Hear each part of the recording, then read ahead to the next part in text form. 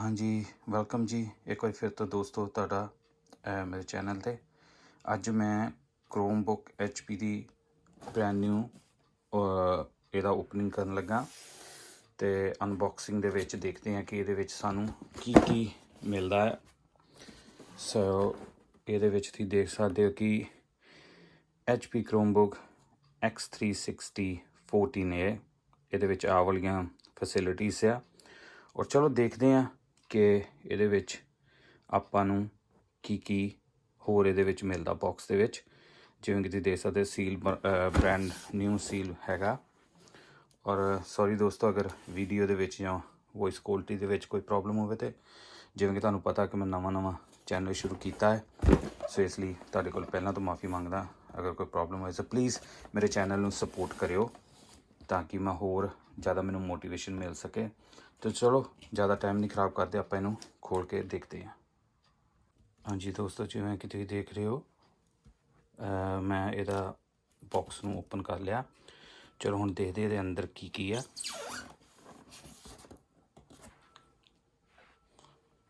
एक मिनट मैं थोड़ी जी जगह बना ला, देखते इहदे अंदर की है।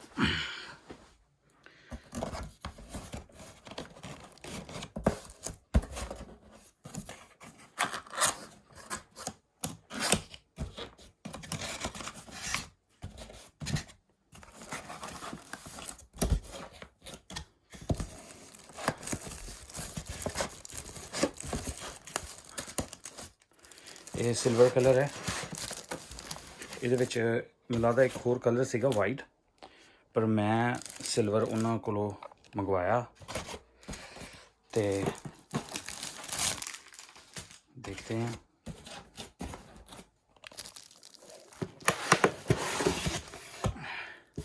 आ लो जी दोस्तों,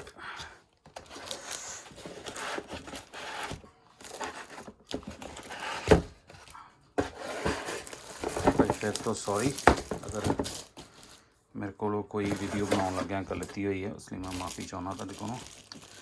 सो देयर यू गो दोस्त, देखो HP आप उतार के देख लें HP का। अभी देख सकते हो सील है, ओपन कर लिया।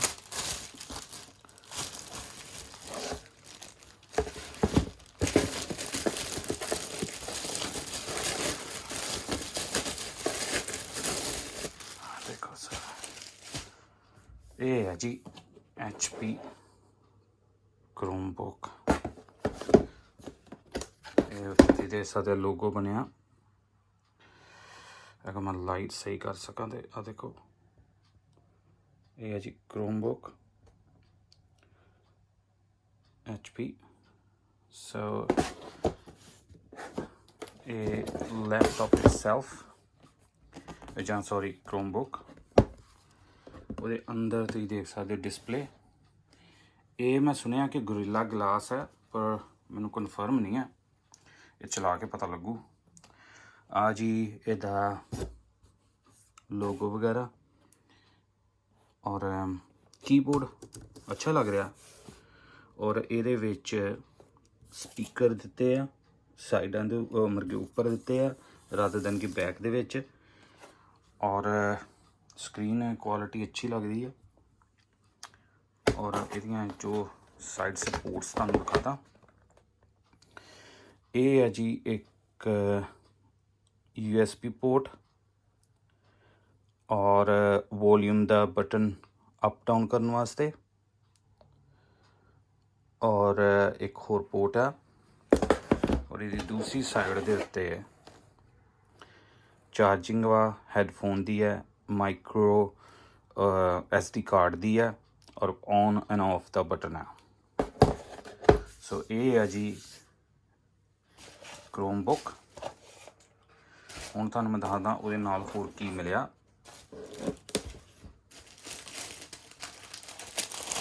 आ कुछ पेपर है, मैनूं लगदा इंस्ट्रक्शन वगैरह। हाँ जी, हाउ टू सैटअप आप बाद दे रहे हैं। बॉक्स के अंदर सानू होर सिर्फ ਚਾਰਜਰ ਮਿਲਿਆ। ਇਹ ਹੈ ਜੀ ਚਾਰਜਰ।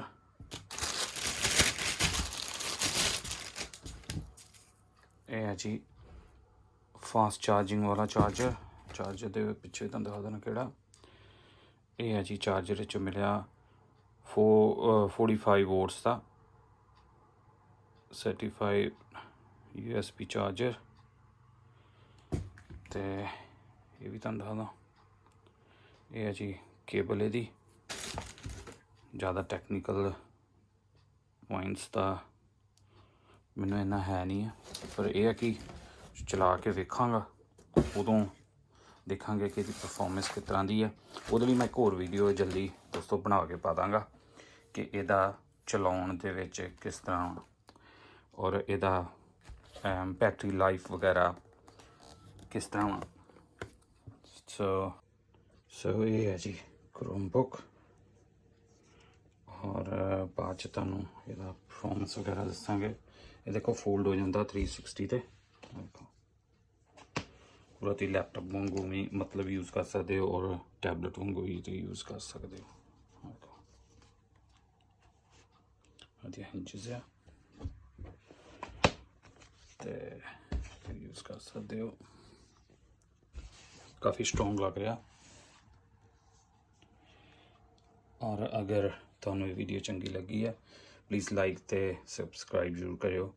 और मैं तुहानूं मिलदा वां इत्थे अगले वीडियो दे विच कि इहदी बैटरी लाइफ कितनी है, स्क्रीन इहदी किस तरह की है और होर फंक्शन किस तरह दे। अगर तुहानूं ये वीडियो चंगी लगी होवे तो प्लीज़ प्लीज़ प्लीज़ लाइक करियो और इस चैनल का ख्याल रखियो। और तुहानूं मिलदा वां अगली वीडियो दे विच। बहुत तुहाडा धन्नवाद। थैंक यू जी, thank you very much for your time.